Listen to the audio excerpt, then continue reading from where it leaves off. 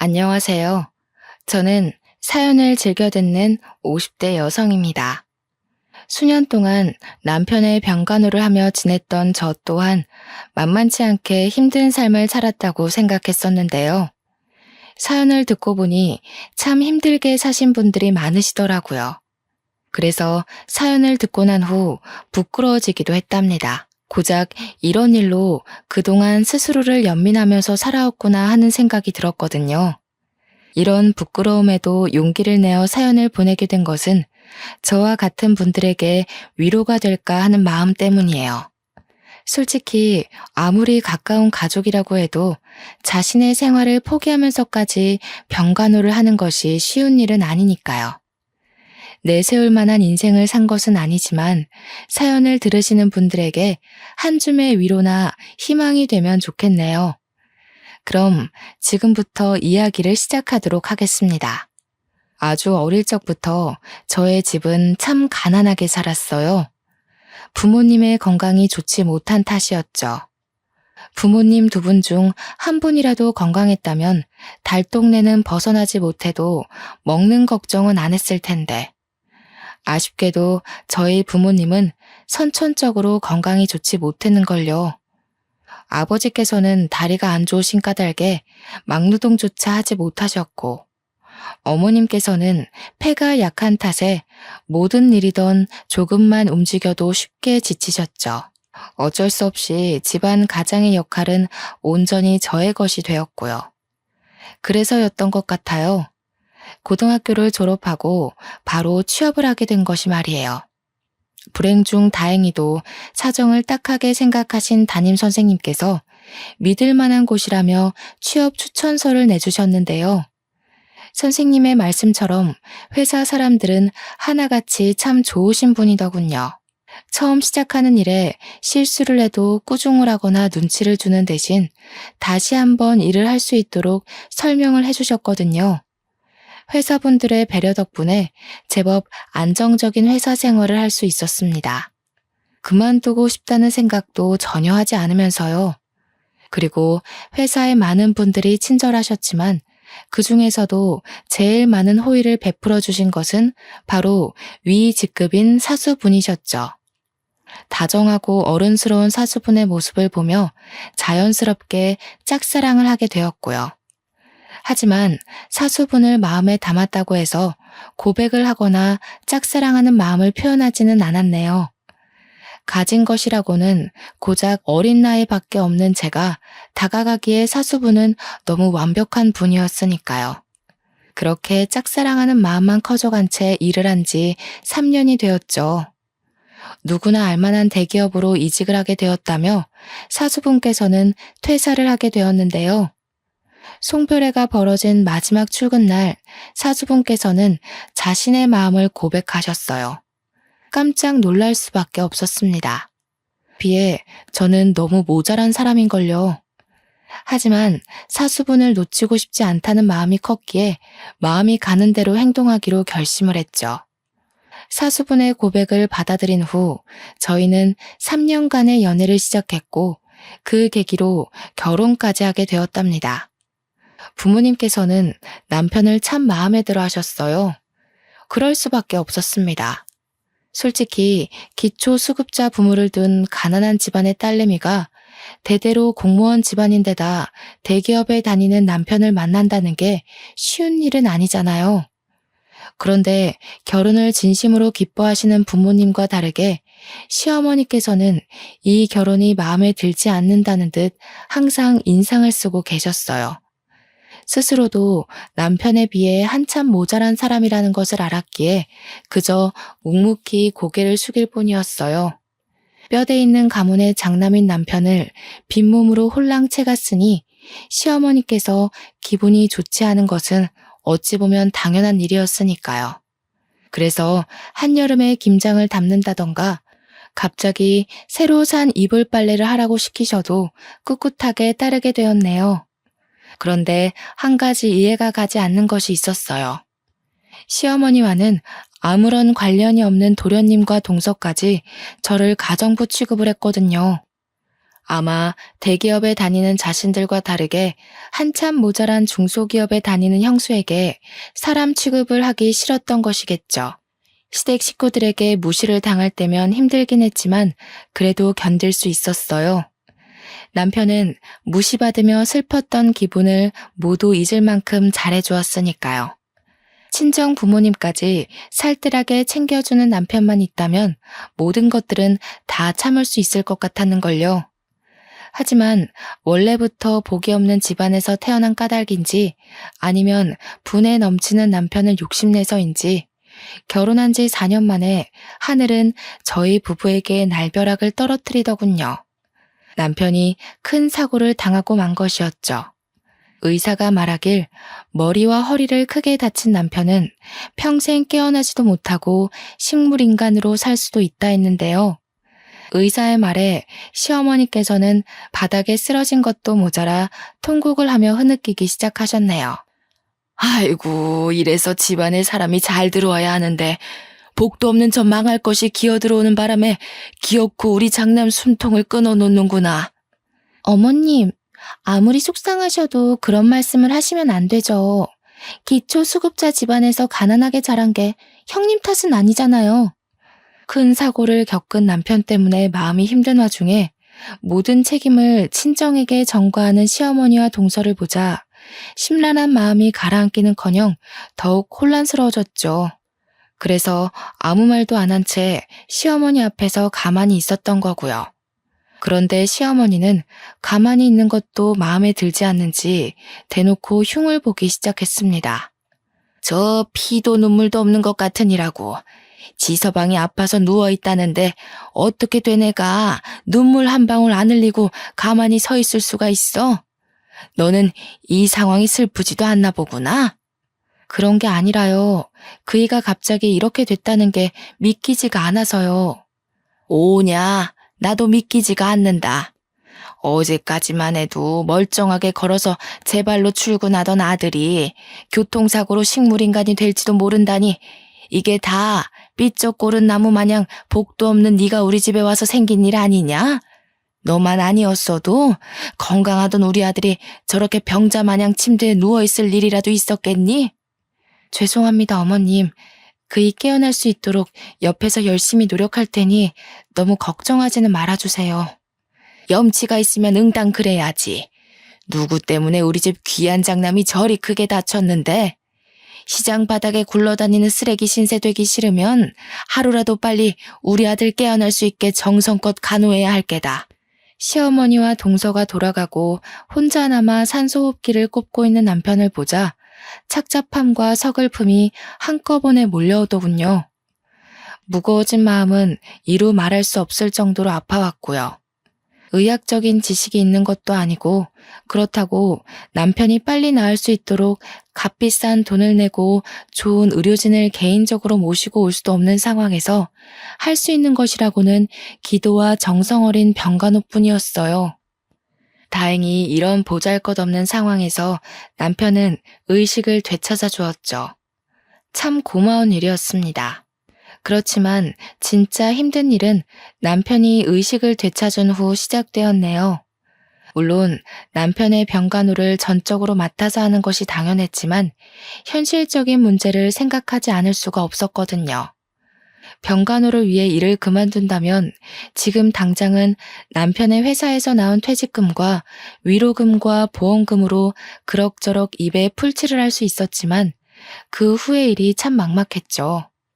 그렇다고 남편의 병간호를 포기한 채 계속 일을 다닐 수도 없는 일이었어요. 하지만 힘든 일은 이뿐만이 아니었습니다.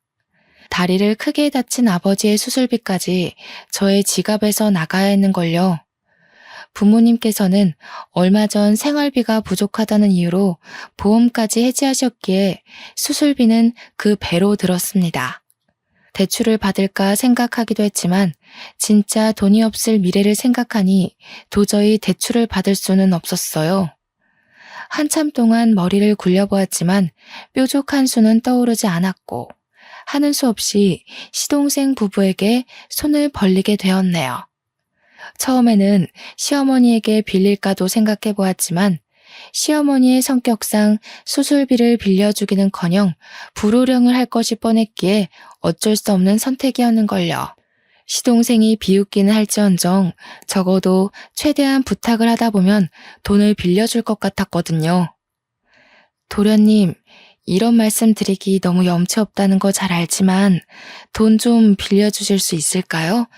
당장 저희 아버지 다리 수술을 하셔야 하는데 돈이 없어서요. 형수님, 그렇게 안 받는데 엄청 뻔뻔하시네요. 형님이랑 관련된 돈을 빌려달라는 것도 아니고 친정아버지 수술을 하는데 돈을 빌려달라뇨. 어른이면 자기 집안일은 스스로 해결할 줄 아셔야죠. 절대 안 됩니다. 도련님은 생각보다 더 단호하게 나왔어요. 아마도 시어머니의 입김이 적용한 듯 싶었습니다.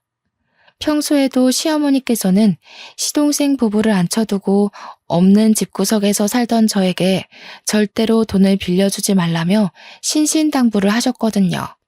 한평생 가난하게 살던 것은 꼭 뒤통수를 치고 배신을 한다면서요. 돈을 갚는 데는 시간이 조금 걸릴 수도 있지만 그래도 절대로 도련님 돈 들고 도망갈 일은 없으니 이번 한 번만 도와주셨으면 좋겠어요. 지금 보니 우리 형이 참 불쌍하네요. 침대에 누워있는 우리 형님은 형수님이 손아래 동생한테 돈이나 꾸러다니는 양심 없는 사람인 줄은 꿈에도 모를 거잖아요. 이럴 줄 알았으면 결혼한다고 난리 피웠을 때 어떻게 해서든 반대하는 거였는데. 아무튼 저는요, 형수님한테 10원 한 장 빌려줄 생각이 없으니까 다른 데서 친정아버지 수술비를 구하던 아니면 직접 친정아버지 다리를 붙여주던 알아서 하시고 이만 돌아가세요. 도련님 제발요. 저 도련님 아니면 돈 나올 것도 없어서 그래요. 제발 사람 한 명 살리는 셈 치고 도와주세요. 돈만 빌려주시면 시키시는 일은 무조건 다 할게요. 도련님은 생각보다 매정한 사람이었습니다. 아무리 애원을 해도 절대로 돈을 빌려줄 수 없다고 했죠. 하지만 시동생 부부가 아니면 돈을 빌릴 곳이 없기에 죽기 살기로 시동생의 바지가랑이를 붙잡으며 두 손이 다를 정도로 빌었어요. 자존심까지 버리며 빌자 결국 시동생은 제 아버지의 수술비를 빌려주더라고요. 물론 빌린 돈을 다 갚을 때까지 무급으로 갓난쟁이인 시조카를 봐줘야 한다는 조건이 걸렸지만 그런 것은 중요하지 않았네요. 일이 어찌되었건 큰 고비는 넘긴 거잖아요. 아버지가 다리 수술을 마친 후 저의 일상은 어떻게 지나갔는지 알 수 없을 정도로 바쁘게 흘러나갔어요. 시조카를 돌보는 일부터 남편의 병간호 일까지 이 모든 것을 혼자서 해야 했으니까요. 남편에 대한 책임감과 수술비를 빌려준 도련님에게 감사한 마음으로 어떻게든 버텨보려 했지만 이 모든 일을 직장을 다니면서 병행하는 것은 불가능한 일처럼 보였어요. 그래서 어쩔 수 없이 직장을 그만두게 된 것이고요. 그나마 남편의 병원비에 관한 모든 돈은 시어머니께서 해주셨기에 남편의 퇴직금을 건드리는 일은 하지 않아도 되었어요. 어쩔 수 없이 들어가는 생활비는 받아놓은 퇴직금을 쪼개가며 썼기에 돈이 없어 허덕이는 최후의 밑바닥까지 떨어지지는 않았죠. 그렇지만 가장 힘든 것은 역시 남편이 언제 나을지 모른다는 좌절감이었네요. 아무리 긍정적으로 생각하려고 해도 하루 종일 누워만 있는 남편을 보고 있자면 그렇게 마음이 울적해질 수가 없었어요. 하지만 남편을 포기할 수는 없었습니다. 저희 부부에게는 노년에 함께 전국 여행을 하자는 소망이 있었으니까요. 그리고 그 소망 하나로 악자같이 노력을 하게 되었죠.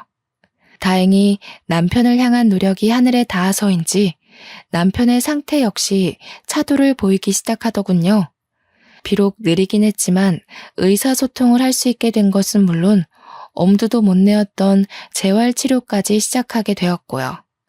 서서히 차도를 보이는 남편의 모습에 마음이 급해지는 것은 사실이었지만 티를 내지 않기 위해 참 많은 노력을 했네요. 조바심을 내는 대신 남편이 빠르게 회복할 수 있도록 뒤에서 묵묵히 할 일을 했고요. 그리고 길고 길었던 8년이란 시간을 끝으로 남편은 완전히 완치를 했답니다. 물론 평생 한 발을 절어야 한다는 후유증이 남긴 했지만 남편이 일상적인 생활을 누릴 수 있다는 것만으로도 너무나 감사했기에 그런 것쯤은 아무런 문제가 되질 않았는걸요. 남편 또한 일상적인 생활을 할 수 있게 된 것만으로도 너무 감사하다며 대수롭지 않게 생각했죠. 시어머니 또한 완전히 병상에서 일어난 남편을 보며 감격의 눈물을 흘리셨습니다. 남편을 와락 끌어안으며 기뻐하는 시어머니의 모습을 보자 참 많은 생각이 들더군요. 저에게는 피도 눈물도 없는 시어머니였는데 남편에게는 인자한 어머니 그 자체셨거든요.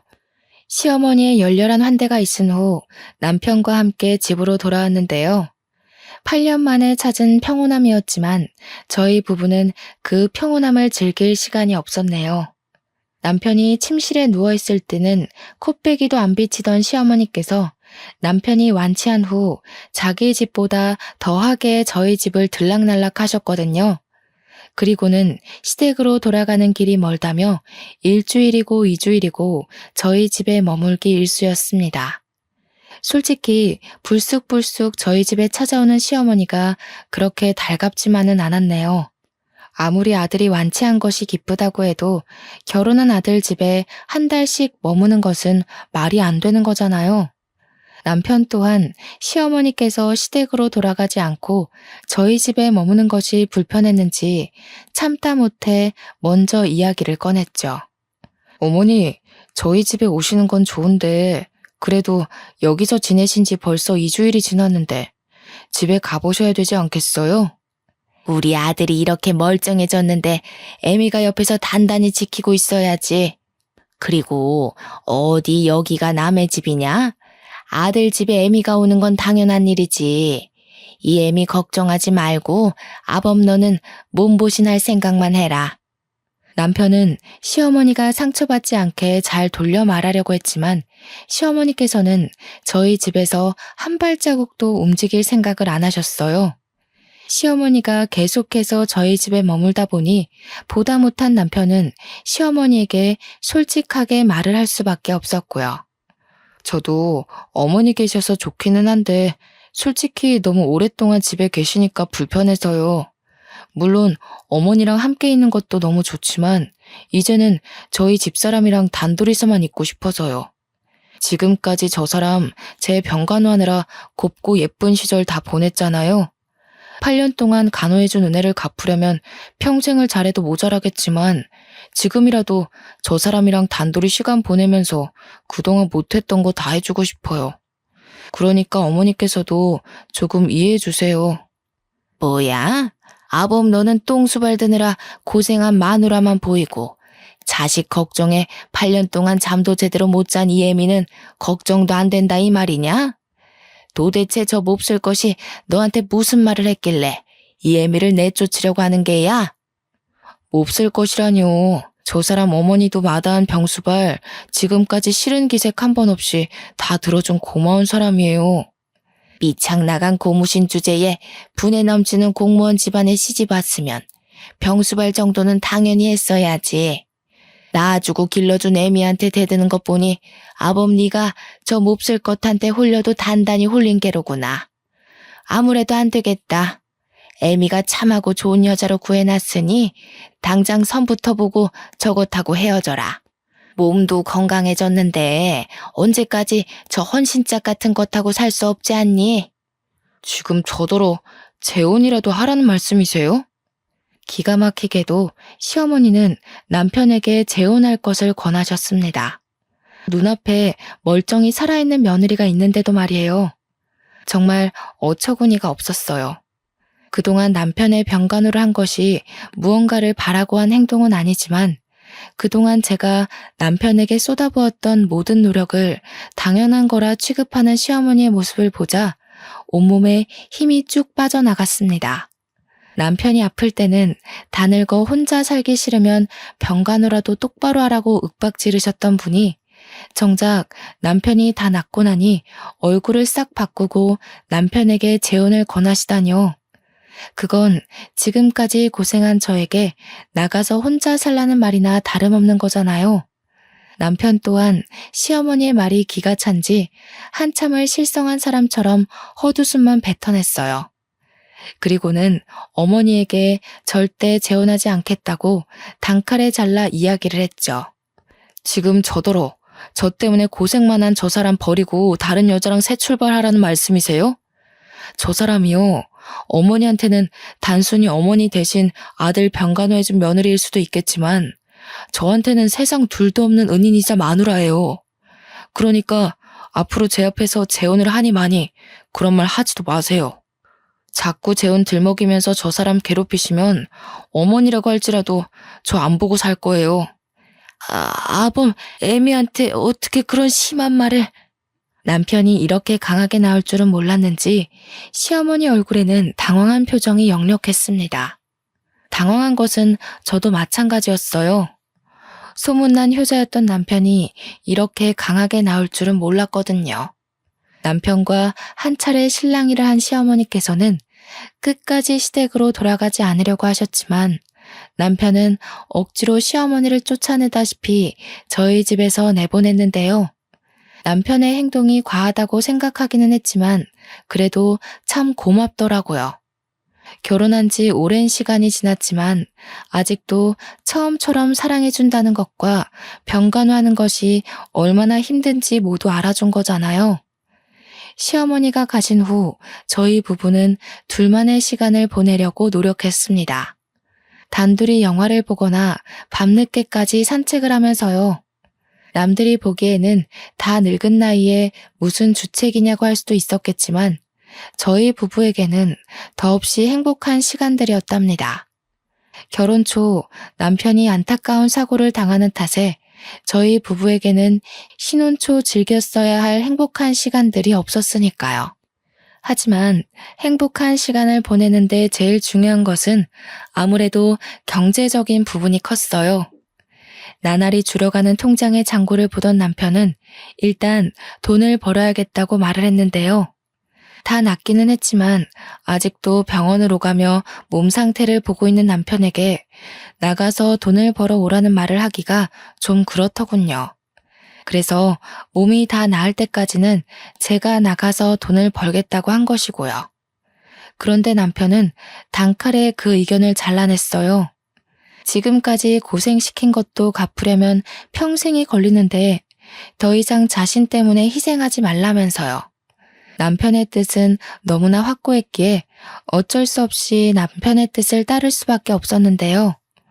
호기롭게 일자리를 찾아 나서기는 했지만 8년의 공백기 탓인지 남편이 전공을 살려 취업을 할 수 있는 기회는 쉽사리 오지가 않았는걸요. 계속 낙방하는 현실에 남편은 어쩔 수 없이 경비원으로 취업할 수밖에 없었죠. 처음에는 많이 속상했어요. 사고 전 대기업을 다니며 누구보다 잘 나가던 남편이 음주운전을 한 누군가의 실수로 인해 잘 나가던 예전을 뒤로하고 아파트 경비원으로 일을 해야 했으니까요. 그리고 남편에게 찾아온 불행은 허영심 많고 잘난 척하기 좋아하는 시동생 부부에게는 아주 좋은 먹잇감이 되어버렸죠. 역시 인생사 세용지마라고 사람 인생 모르는 거야. 잘 나가기 둘째가라면 서러웠던 형이 나이 40에 고작 경비원 일 하는 걸 보면 말이야. 어머, 당신도? 큰 사고 당하고 일상생활 하는 것만으로도 다행인 거지. 어디 큰일 겪은 사람이 전처럼 생활할 수 있나?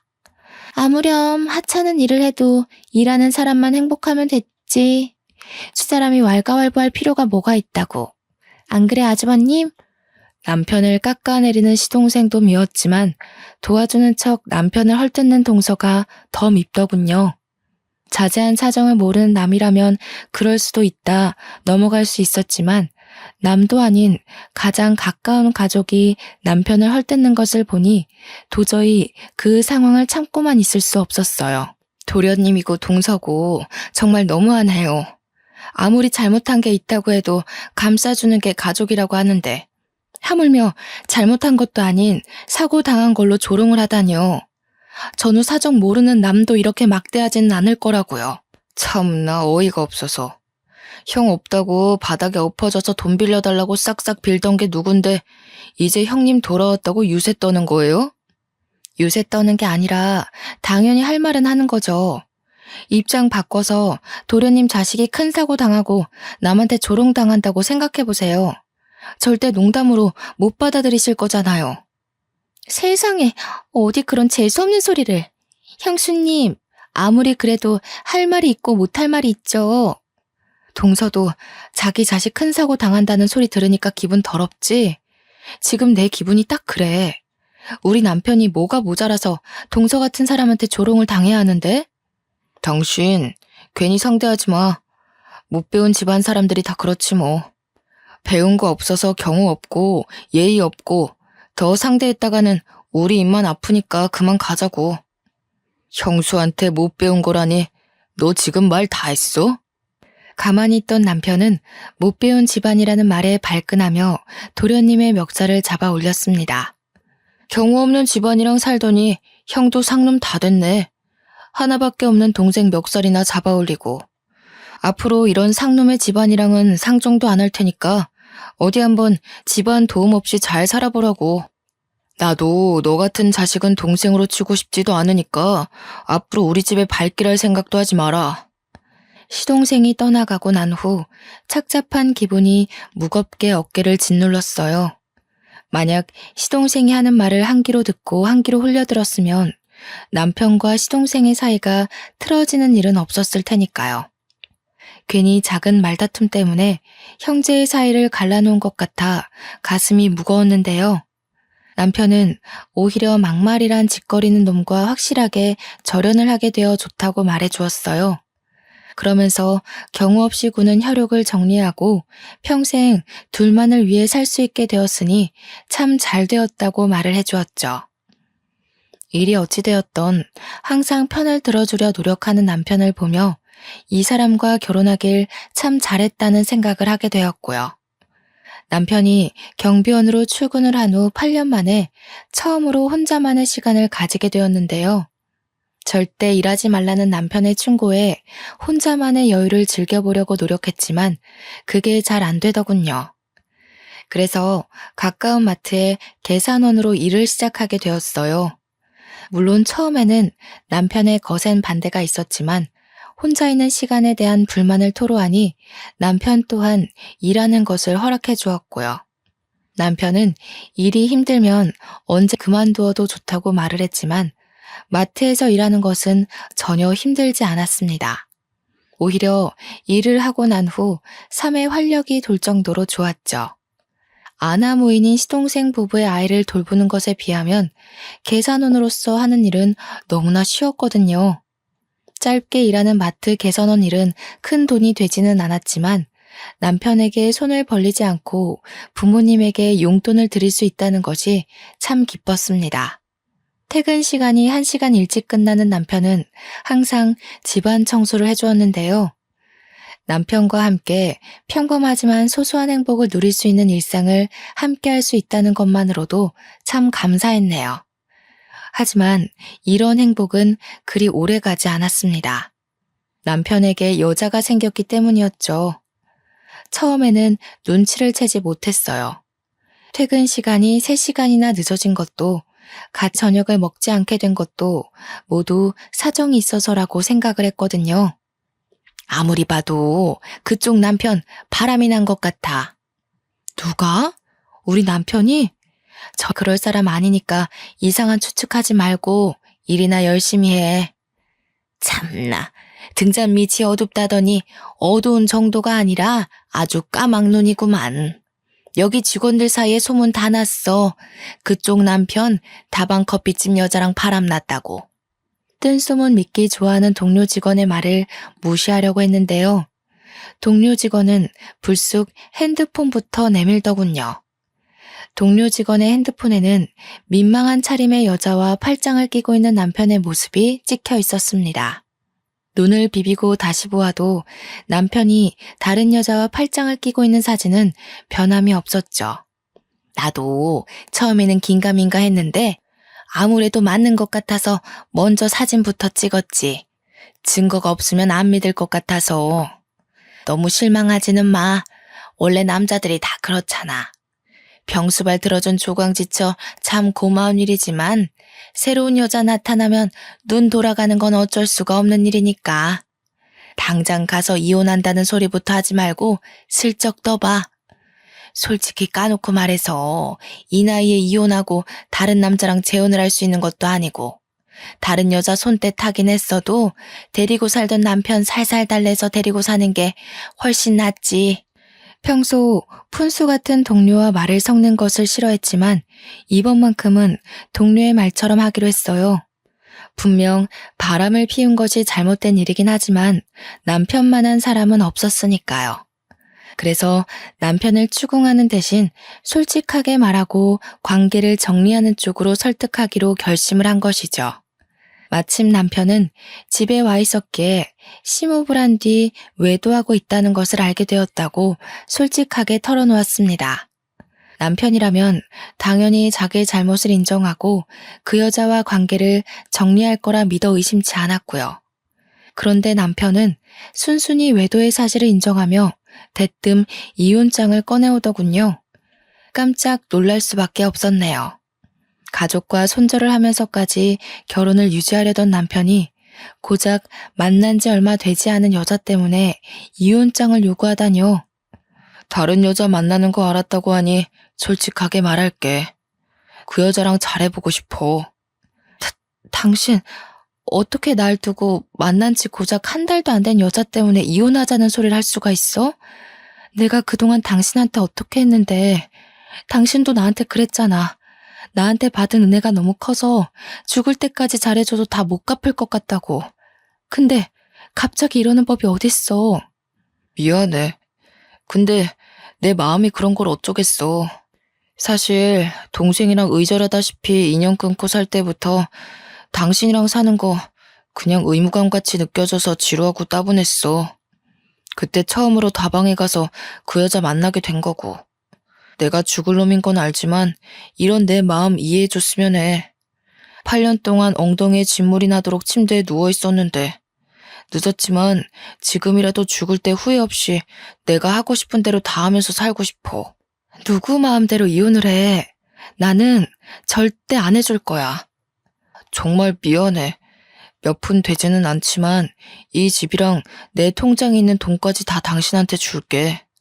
새로 만난 여자 때문에 자신의 모든 재산까지 포기하면서 이혼을 선택하다뇨.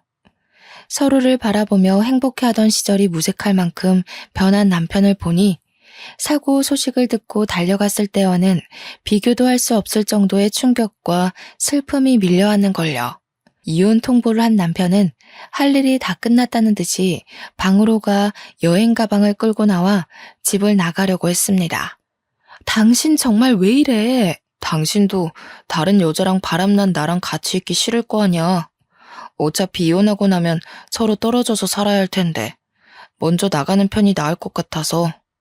잡아보려고 했었지만 남편은 참 야속하게도 집을 나갔습니다. 남편이 집을 나간 후 갑작스럽게 닥친 변화는 저를 너무 힘들게 했어요. 어떻게든 이겨내고 다시 남편을 잡아보려고 했지만 그마저도 쉽지 않았고요. 남편의 병실에 누워있을 때와는 비교도 할 수 없을 만큼의 큰 시련이 닥쳐온 것이라는 느낌이 들었거든요. 힘들어하는 저에게 친정 부모님께서는 이미 변해버린 사람 마음을 돌리는 것은 불가능하다며 그만 이혼하라고 말을 했는데요. 머리로는 알고 있었지만 그래도 여전히 포기가 되지 않았어요. 그래서 시어머니에게 온갖 모진 말을 들을 것을 각오하고 시댁을 방문하게 되었고요. 누구보다 품위를 중요하게 생각하시는 시어머니에게 다른 남자들에게 커피나 타주는 며느리보다는 가난한 집안의 며느리가 더 나을 테니까요. 두 눈을 질끈 감고 시댁의 초인종을 눌렀는데요. 어찌된 영문인지 시어머니께서는 모진 말을 하기는커녕 버선발로 뛰어나오며 저를 반겨주었어요. 눈물까지 흘리면서 말이에요. 아이고, 아가 잘 왔다. 우리 아들이라면 죽고 못 살았던 네가 이 중요한 순간에 이혼이라니. 그게 웬 말이니?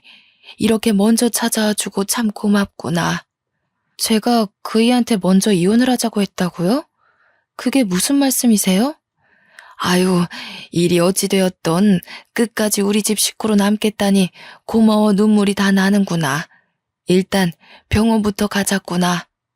시어머니께서는 제대로 된 해명을 해주기는커녕 제 손을 잡고 택시에 올라타셨습니다. 그러고는 남편이 8년 동안 통원 치료를 했던 병원으로 향했죠. 도통 어떻게 된 일인지 몰라 그저 묵묵히 시어머니를 따라 병원을 갔는데요.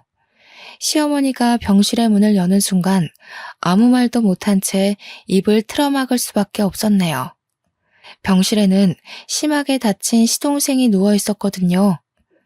놀란 마음을 추스르며 병실로 들어가자 손수건으로 눈물을 닦아내시던 시어머니께서는 전후 사정을 말씀해 주셨습니다. 평소에도 술 마시는 것을 좋아하던 시동생은 한 달 전 친구들과 술자리를 가진 후 곧바로 운전을 했다고 해요. 멀쩡한 정신이 아닌 채 운전을 했기에 당연히 사고가 날 수밖에 없었는데요. 운이 나쁘게도 도련님께서는 큰 화물차와 부딪혀 큰 사고를 당했다고 했습니다. 의사가 말하길 척추 쪽 신경이 많이 망가져 불구로 살아가야 할 수도 있다는 의견을 남겼다고 하더군요. 저 자식도 딸린 것이 불쌍하지 뭐니. 이기적인 태준이 애미가 병수발 들어줄 리가 만무하고. 그래서 말인데 아가니가 병수발 좀 들어주면 안 되겠니? 네? 그게 무슨 말씀이세요, 어머니? 큰 사고를 당해 평생 후유증을 안고 살아갈 시동생이 불쌍하기는 했지만 그것과 별개로 시어머니의 말에 참 어이가 없었습니다.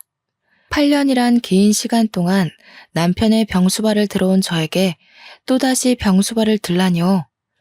멀쩡히 아내까지 있는 시동생의 병수발을 부탁하는 시어머니를 돛 이해하지 못하겠더라고요.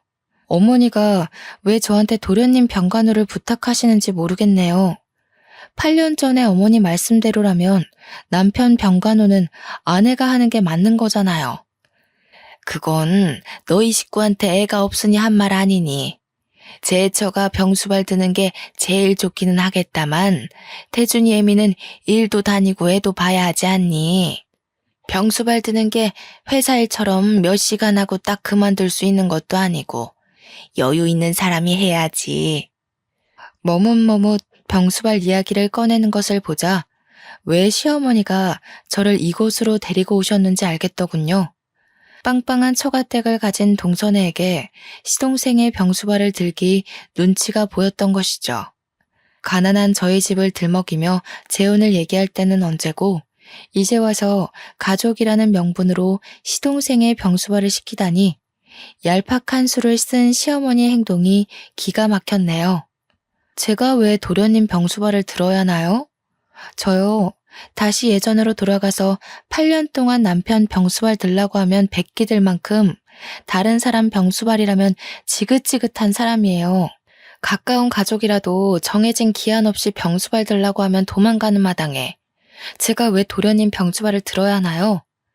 일 다니고 애보기 바쁜 동서가 안 된다고 하면 어머니가 직접 도련님 병수발 들면 되잖아요. 다 늙은 시애미가 어떻게 병수발을 들 수가 있니? 병수발 들려면 아직 젊고 경험도 많은 네가 하는 게 낫지. 그러지 말고 다시 생각해봐라. 병수발 들어준다면 내가 너희 시댁의 용돈 정도는 챙겨주마. 용돈이 아니라 억만금을 준다고 해도 싫어요. 저는 절대 도련님 병수발 들 생각 없으니 전문 간병인을 쓰시던 어머니가 직접 도련님 병수발을 드시던 알아서 하시면 좋겠네요. 못된 것. 집안에 도움도 안 되는 주제에 이럴 때라도 나서서 집안에 보탬이 될 생각을 해야지. 어디 시애미한테 두 눈 똑바로 뜨고 대들어? 그만 좀 하세요. 시어머니의 손이 치켜들어졌을 때 병실 문이 열리며 남편의 고함 소리가 들려왔어요. 깜짝 놀라며 뒤를 돌아보자 남편은 씩씩거리며 시어머니 앞으로 다가와 한 소리를 하기 시작했죠. 이제 이혼하는 사람 어머니가 무슨 권리로 괴롭히시는데요. 경호 병수발은 제가 책임지고 맞는다고 했잖아요. 어떻게 애미 앞에서 똥수발이나 드는 천한 일을 한다고 난리를 칠 수가 있어. 네가 아주 이 애미 숨통 터지는 꼴을 보려고 작정을 했구나. 그럼 저도 어머님한테 여쭤볼게요. 저희 가족이랑 관련도 없는 이 사람은 무슨 잘못을 했길래 어머니나 저 대신에 똥수발이나 드는 일을 해야 하는데요. 아무리 자기 배로 낳은 아들이 귀하다고 해도 그렇지. 어머님 정말 너무하시네요. 사람도 장모님이랑 장인어른한테는 눈에 넣어도 안 아플 귀한 딸이라고요. 남의 집 귀한 딸을 8년씩이나 병수발 시킨 걸로는 모자라세요? 남편은 목에 핏대를 세우며 시어머니와 싸웠는데요. 그 모습을 보자 저도 모르게 왈칵 눈물이 쏟아지고 말았네요. 남편이 이혼하자고 했던 이유를 알아버렸거든요. 하지만 한 번 더 이혼하자고 했던 이유를 확인하고 싶었기에 병실을 나오는 길에 남편에게 물어보았어요. 왜 바람이 났다고 거짓말까지 하면서 이혼을 하자고 했는지요. 예상한 대로 남편은 저를 고생시키기 싫어서 일부러 바람이 난 것처럼 꾸미고 이혼을 하자고 했던 것이더군요. 이혼을 하지 않는 이상 끈질긴 시어머니가 도련님 병수발을 시킬 것을 알았던 것이었죠. 당신이랑 헤어질 바에는 차라리 도련님 병수발을 들면서 사는 게 낫지. 도련님 병수발 들 테니까 우리 이혼하지 말자. 기약 없는 병수발을 드는 것이 얼마나 힘든 일인지 알았지만 남편과 헤어지는 고통에 비하면 아무것도 아니었기에 먼저 도련님의 병수발을 들겠다고 나섰는데요. 남편은 그 말에 펄쩍 뛰며 절대적으로 반대를 했습니다. 말도 안 되는 소리 하지 마. 당신 나 병수발 든 거 한두 해도 아니고 자그마치 8년이야. 꽃다운 날 다 보내고 이렇게 살게 한 것도 미안한데 여기서 더 당신을 고생시키라고? 차라리 이혼하고 나 혼자 고생하면 했지 절대로 그렇게 못해. 나한테는 도련님 병수발 하는 것보다 당신이랑 헤어지고 혼자 사는 게 더 고통스러워. 당신 혼자 도련님 병수발 때문에 고생시키고 나 혼자 몸뚱이 편하게 있는다고 어디 행복할 것 같아? 오히려 고생하는 당신 생각나서 더 고통스러울걸? 당신 마음 충분히 알았으니까 너무 혼자 감내하려고 하지 말고 같이 하자. 힘든 일 있을 때 서로 위안되자고 있는 게 부부인 거잖아. 나 당신 없으면 못 살아. 나같이 못난 놈한테 목매지 말고 새로운 남자 만나 새 출발하고 행복하게 살아.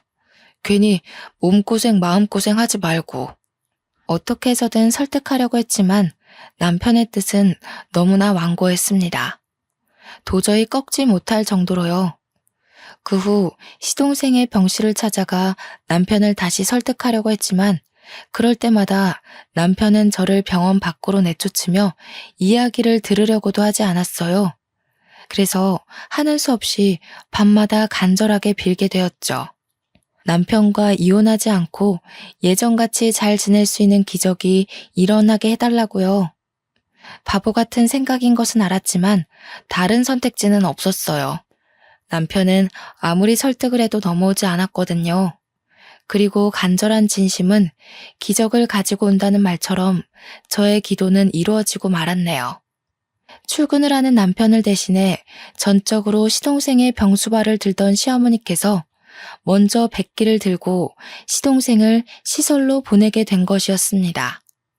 아무리 자식이라고 해도 자신의 생활까지 포기하면서 시동생의 병수발을 들 자신이 없었던 것이었죠.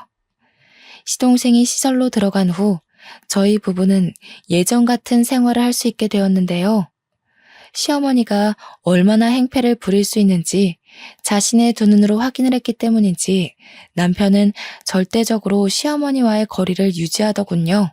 참 감사한 일이었어요. 아무리 아내와 갈등이 있다고 해도 자신을 낳아준 부모님과 거리를 유지한다는 것이 결코 쉬운 일은 아니잖아요. 8년 동안 남편의 병수발을 들었다는 이야기를 들으면 다들 깜짝 놀라며 대단하다고 하는데요. 그럴 때마다 저는 손사래를 치며 남편에게 받은 사랑을 그대로 갚아준 것뿐이라고 답하곤 해요. 항상 사랑으로 감싸주고 배려해주는 남편을 만나지 못했다면 지금까지도 불행하다는 생각에 사로잡혀 우울하게 살아갔을 테니까요.